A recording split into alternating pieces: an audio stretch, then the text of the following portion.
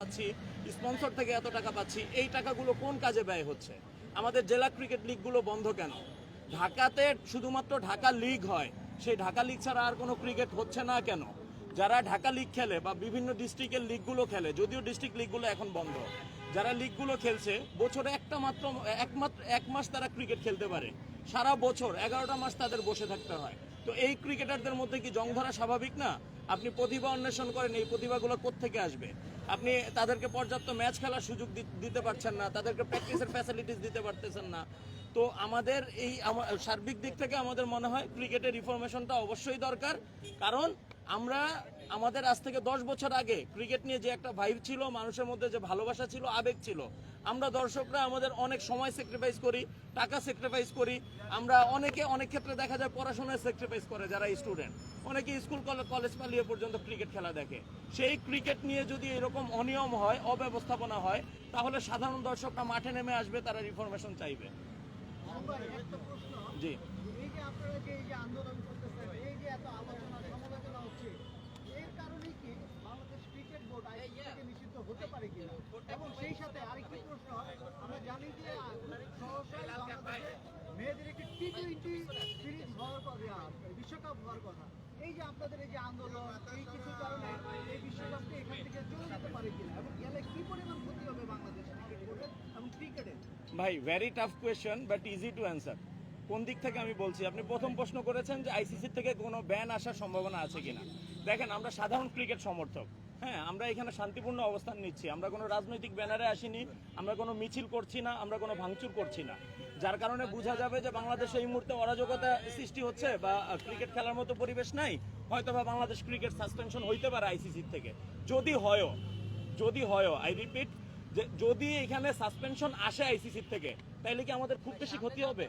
বিগত 10 বছর বা 15 বছর বা 20 বছর যে আমরা ক্রিকেট খেলছি, এই 20 বছরে আমাদের যতটুকু লস হয়েছে ক্রিকেটে, তার চেয়ে এই 6 মাস যদি ব্যান থাকে, খুব বেশি লস হবে না, বরং আরো উপকার হবে। এই সময়টাতে আমাদের ক্রিকেট অবকাঠামো সুন্দর করার সুযোগ থাকবে, সুসংগঠিত করার সুযোগ থাকবে, আমরা নতুন করে কামব্যাক করতে পারবো। যদি হয়, আমি চাই না, অ্যাজ এ ফ্যান আমি চাই না আইসিসি আমাদেরকে ব্যান করুক, আমাদের যে সিরিজগুলো চলমান সেগুলো হোক।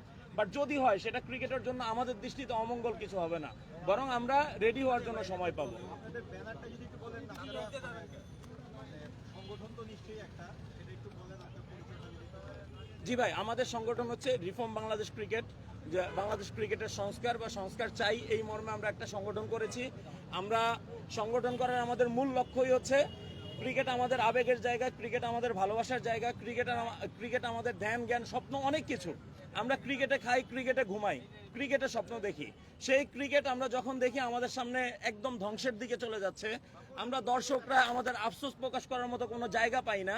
সেই দৃষ্টিকোণ থেকে আমাদের মনে হয়েছে আমরা গুটি কয়েক ক্রিকেট সমর্থক, ক্রিকেট প্লেয়ার এক্স এবং বর্তমান এবং কিছু সংগঠক মিলে আমরা এই সংগঠনটা ওপেন করেছি, যাতে করে সাধারণ মানুষদের মধ্যে ক্রিকেট নিয়ে কোনো চাওয়া পাওয়া থাকলে বা কোনো সংস্কার যদি চায়, তারা আমাদের এই ব্যানারে এসে অন্তত দাবিটা তুলতে পারে সংস্কারের।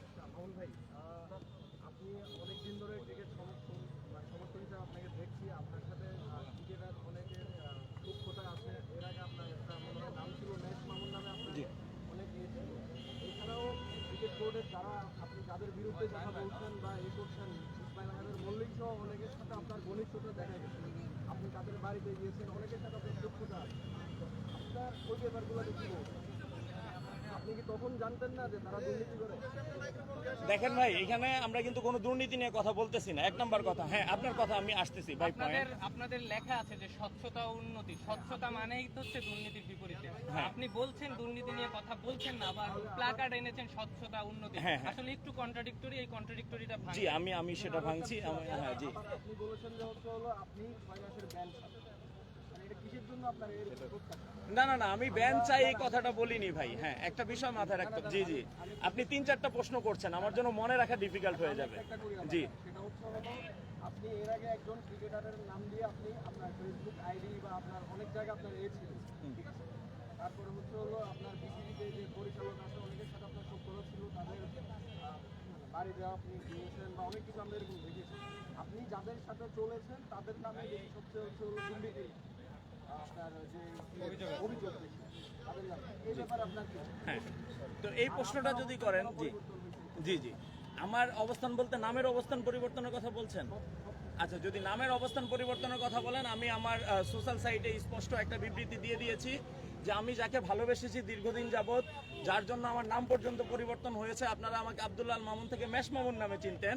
আমি এই কিছুদিন আগে ঘটে যাওয়া বাংলাদেশে যে ম্যাসাকারটি হয়েছে, ছাত্র জনতার যে আপনার একদম তাদের যৌথ যে অংশগ্রহণে বাংলাদেশ নতুন স্বাধীনতা পেয়েছে, সেখানে ছাত্র মারা যাচ্ছিল, সাধারণ জনগণ মারা যাচ্ছিল, তখন আমি যাকে ভালোবাসতাম, আমাদের ক্রিকেটের আইডল বা আমার পার্সোনাল লাইফেরও যিনি আইডল ছিলেন, তাকে আমি ছাত্র জনতার পক্ষে বা লিগ্যালিটির পক্ষে কথা বলতে দেখিনি, আওয়াজ তুলতে দেখিনি, বিধায় আমি সেই অবস্থান থেকে ফিরে এসেছি। আচ্ছা, দ্বিতীয় ব্যাপার হচ্ছে আপনি সক্ষতার কথা বলছেন। দেখেন, অ্যাজ এ ক্রিকেট ফ্যান আমি কিন্তু শুধুমাত্র ক্রিকেটের জন্য, ক্রিকেটকে ভালোবেসে আমি বাংলাদেশ পুলিশের জব ছেড়ে দিয়েছি।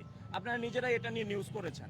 তো পরবর্তীতে আপনি এখন বলছেন যে তাদের সাথে আমার সখ্যতা ছিল। আমি ক্রিকেট বোর্ডে ইনক্লুড হয়েছি, বিভিন্ন সিরিজে আমি খেলা দেখতাম, তাদের সাথে আমার উঠা বসা ছিল। তাই বলে তাদের দ্বারা যদি কোনো অন্যায় হয় সেটাই আমার সমর্থন ছিল বা সমর্থন থাকবে, বিষয়টা এটা না। আপনি কি তখন বুঝতে পারেন নাই যে কারা অন্যায়ভাবে চলতেছে? এটা তো একদিন ধরে চলে না, এটা তো অনেকদিন ধরে চলতেছে। হ্যাঁ, যদি এই কথা বলেন তাহলে আমার মনে হয় আপনি স্পেসিফিক একজন মল্লিক ভাইয়ের বাড়িতে যাওয়া নিয়ে কথা বলছেন, রাইট? হ্যাঁ, যদি সেটা হয়, পার্সোনাল কোনো সখ্যতা নাই। ক্রিকেট বোর্ডে যারা কাজ করতো তাদের সবাইকে ইনভাইটেশন দেওয়া হয়েছিল ওনার মায়ের একটা মিলাদ প্রোগ্রামে, ওনার মায়ের মৃত্যুবার্ষিকী উপলক্ষে। সেইখানে বাইরের অনেক ক্রিকেট সমর্থকরাও গিয়েছিল। আমি অ্যাজ এ ফ্যান সেখানে ইনভাইটেড হয়েই সেখানে গিয়েছি, পার্সোনাল কোনো সখ্যতার দিক থেকে না। আমরা সেটা বলি না, হ্যাঁ আমাদের কথা হচ্ছে আপনি কি তখন জানতেন না যে ক্রিকেট বোর্ডে এগুলো চলে, অনিয়ম চলে, দুর্নীতি চলে? ভাই, তখন কি আপনারা মিডিয়ার লোকজন যে কোনো অন্যায়ের বিরুদ্ধে আওয়াজ তুলতে পেরেছেন? তখন কি সেই সিচুয়েশন ছিল? বাংলাদেশটা তেমন কখনোই ছিল না। ছোট বড় যে কোনো নিউজে মিডিয়া করেছে। হ্যাঁ, মিডিয়া করেছে কিন্তু মিডিয়াকে দায় দেয় না, দায় দিচ্ছি না ভাই। বিগত সময়টাতে হ্যাঁ, ওয়েট ভাই, আপনারা পাশের থেকে কথা বলেন না, ওনারা প্রশ্ন করেছে, আমি উত্তরটা দিচ্ছি। আমার রিপ্লাইটা হচ্ছে, হ্যাঁ, বিগত সময়গুলো স্পোর্টস নিয়ে মিডিয়া যেমন নিউজ করেছে, আপনি আমার সোশ্যাল মিডিয়া ঘাটেন, আমিও স্পোর্টসের নানান রিফরমেশনের ব্যাপারে তখন থেকে আওয়াজ তুলে আসছি। যখন থেকে ওনাদের সাথে সম্পর্ক, তখন থেকে আওয়াজ তুলে আসছি আমি। এবং আপনি অভিযোগ- চেক করে দেখতে পারেন। এবং আপনি যে ব্যাপারটা নিয়ে বললেন, অনেকের মধ্যেই আমি কমেন্ট বক্সটা দেখেছি যে আপনাকে মানুষ বলতো মাশরাফির দালাল। আপনি ওই দালালের জায়গা থেকে এখন সুবিধা যখন দেখেছেন যে অন্যদিকে আপনি ভোল পাল্টাতে শুরু করেছেন, এবং অনেকে বাটপারও বলেছে আপনাকে। আপনার কাছে কি মনে হয়, আপনি আসলে কি বাটপার, দালাল? হ্যাঁ, দালালটা কোন দিক থেকে আসবে? আমি ভোল পাল্টে কি কোনো অবস্থান নিচ্ছি ক্রিকেটে? হ্যাঁ, আপনি এই মুহূর্তে তো অবস্থান নিচ্ছেন। আপনি সেটা যখন কোনটা? দেখছেন, আপনি যখন দেখছেন যে ক্রিকেট বোর্ডেরও রাজনীতি পাল্টে গেছে, আপনি এখন দেখছেন যে এখানে যেহেতু আগে এক পক্ষ ক্রিকেট বোর্ডটা চালাতো, অন্য আরেক পক্ষ চালাবে, আপনি তাদের সুবিধা নিতে চাচ্ছেন। কি মনে ফর হয়? ইউর কাইন্ড ইনফরমেশন ভাই, আমি কোনো ঢাকায় কোনো ক্লাব ওন করি না। হ্যাঁ, আমার কোনো পলিটিক্যাল টিমও নাই, আমি কোনো রাজনীতির সাথে জড়িতও না যে এখন ভোল পাল্টালে আমাকে কোনো রাজনৈতিক ব্যানারে টানবে, কিংবা আমার কোনো ক্লাব আছে আমি বোর্ড পরিচালক হব, আমার ওই ধরনের কোনো অবস্থান নাই। আমি নর্মাল একজন ক্রিকেট সমর্থক। আমাকে যে এখানে আপনি বলছেন যে আমি ভোল পাল্টাচ্ছি সুবিধা নেওয়ার জন্য, আমার তো কোনো অবস্থান নাই। ক্রিকেট বোর্ডে সুবিধা নেওয়ার জন্য যা যা প্রয়োজন, ওই ধরনের কোনো এলিমেন্টসই আমার মধ্যে নাই। আমি ক্লাব অন করি না, আমি কোনো কাউন্সিলর না, আমার কোনো রাজনৈতিক ব্যানার নাই। আমি ক্রিকেটকে ভালোবাসি, এটাই আমার একমাত্র অবস্থান। এটার থেকে ফ্যানদেরকে যদি অতীতে কোনো সুযোগ দেওয়া হতো, ফ্যানদেরকে যদি ক্রিকেট বোর্ডে কোনো অবস্থান দেওয়া হতো, কোনো আপনার হচ্ছে পরিচালকের পদ দেওয়া হতো, তাইলে আমি মনে করি যে আমার এই অবস্থানটা ঠিক ছিল। আপনাদের জানাশোনা কি অতীতে কোনো ক্রিকেট ফ্যানকে ক্রিকেট বোর্ডে পরিচালকের পদ দেওয়া হয়েছে? পরিচালক বাদেও ক্রিকেট ফ্যানরা অনেক ধরনের সুবিধা নিতেই পারেন আর কি, অনেক হিডেন অনেক কিছু ব্যাপার থাকে। সেই ব্যাপারগুলো যদি একটু ডিসক্লোজ করেন সেটা ভালো হয়। আচ্ছা, আসসালামু আলাইকুম। আমি একটু শেষ করে একটা জিনিস, আপনারা জানেন যে হচ্ছে হলো 2 মাস পরে বাংলাদেশে একটা নারী বিশ্বকাপ আছে, ঠিক আছে? এটা নিয়ে আইসিসি থেকে বিভিন্ন ধরনের এখানে আপনার তদন্ত চলতেছে, ঠিক আছে? এখন এর মাঝেও আপনারা কেন হচ্ছে হলো এই যে সমস্যাগুলো হচ্ছে, এটার কারণে তো ক্রিকেটের ক্ষতি হবে, এটা কি আপনারা বুঝতে পেরেছেন? ভাই, আমি জানি না যে আইসিসির যারা তদন্ত করছে বা এখানে যারা ভিজিটে আসছে, একটা শান্তিপূর্ণ সমাবেশ, না ক্রিকেট ফ্যানদের একটা শান্তিপূর্ণ সমাবেশ, যেটা সম্পূর্ণ অরাজনৈতিক ব্যানারে তারা এখানে অবস্থান নিয়েছে, তাদের এই অবস্থানের কারণে আইসিসি সাসপেনশন দিবে, এই ধরনের কোনো চিন্তা ভাবনা আমাদের মাথায় আসেনি।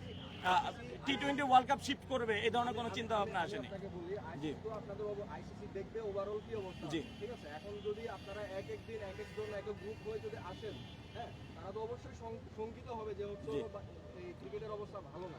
তাইলে আমার মনে হয় যদি শঙ্কিত হওয়ার ব্যাপারটা থাকে, আমরা 20-25 জন ক্রিকেট সমর্থক এখানে অবস্থান নিয়েছি, রাজনৈতিক ব্যানারে যেদিন 2000-2500 বা 500-700 লোকজন এখানে মিছিল মিটিং করলো, হ্যাঁ তারা এসেছে যে এই যে আইসিসি এখানে তদন্তটা করছে, শঙ্কার জায়গাটা আসছে, আমার তো মনে হয় সেই ব্যানার থেকে এটা সূচনা হয়ে গেছে অলরেডি। তারাও এখন তো আর আসতেছে না। হ্যাঁ, এখন আপনি যদি আমাকে এই বিষয়টা ইনশিওর করেন যে ক্রিকেট সমর্থকরা যদি এইভাবে শান্তিপূর্ণ সংস্কারের দাবিতে এখানে অংশগ্রহণ করে, এর কারণে বাংলাদেশ থেকে টি-20 ওয়ার্ল্ড কাপ চলে যাইতে পারে, আমরা সমর্থক হিসাবে আমাদের কর্মসূচি আমরা বন্ধ ঘোষণা করব। আচ্ছা, কারণ আমরা চাই বাংলাদেশের ক্রিকেটে শান্তি ফিরে আসুক। ক্রিকেট শান্তিপূর্ণ আর অশান্তিপূর্ণ কার্যক্রমের আসলে তফাৎটাকে একটু যদি বলতেন। দেখেন, আমি এখানে মিছিল মিটিং করছি, আমি এখানে তোড়জোড় করছি, হ্যাঁ আমি একদিক থেকে আরেক দিকে যাচ্ছি বা ভাঙচুর টাইপের কিছু করছি, ওইটা অশান্তপূর্ণ বলে আমার কাছে মনে হয়। আর এইখানে হচ্ছে আমরা ক্রিকেটের কিছু সেক্টরে, দেখেন আমরা কিন্তু কারো পদত্যাগ চাইতে আসিনি, আমরা কোনো পরিচালকের ব্যাপারে তদন্ত চাইতে আসিনি, আমরা এসেছি যে ক্রিকেটে এই মুহূর্তে যে সংস্কারগুলো দরকার সেই সংস্কারগুলোর দাবিতে। এখন এটা আপনারা কোন দিক থেকে অশান্তিপূর্ণ ভাববেন বা বলবেন, আমার মনে হয় না ওইটা সুযোগ আছে। ভাই আপনাদের আজকে এই পুরো সমাবেশে যে কজন লোক দেখলাম তার সাথে মিডিয়ার সংখ্যা মোটামুটি বেশি বলা জি। যায়। কিন্তু তারপরে বলা হচ্ছে যে দালাল মুক্ত ক্রীড়া সাংবাদিকতা, যে আপনার মধ্যে মনে হয় যে আসলে দালালিটা কারা করে প্লিজ বা এর মধ্যে কেউ আছে? Please ask him personally. আপনাদের সঙ্গেই এসেছে। দালাল ভাই কিরা বানানটা হয় না, একটু বানানটা সাথে লিখে আনতে পারলে কার হাতে ওটা ভাই? ভাই সামনে আসেন একটু, এই যে এরা ডাকেন না, ব্যাখ্যাটা আপনি সামনে আসেন। জি আপনি আসেন, আপনি প্ল্যাকার্ড ধরছিলেন দালাল মুক্ত সাংবাদিক চান, মানে কিরা ক্রিকেট বোর্ডে। বানানটা লিখে আনতেন ঠিক কি ঠাক। সমস্যা হয়েছে, কি বলেন? যাক, বাদ দেন। ভাই, আমি বলি আমাদের অবস্থানে এখানে 2-4 জন বাড়তি ক্রিকেট ভক্তও থাকতে পারে। আমি ওনাকে পার্সোনালি চিনি না, ওনাকে জিজ্ঞাসা করেন উনি আমার পরিচিত কিনা। আপনারা যে রিফর্মগুলো চাচ্ছেন, যে দুর্নীতিগুলো মুক্ত চাচ্ছেন, কিছু কি স্পেসিফিক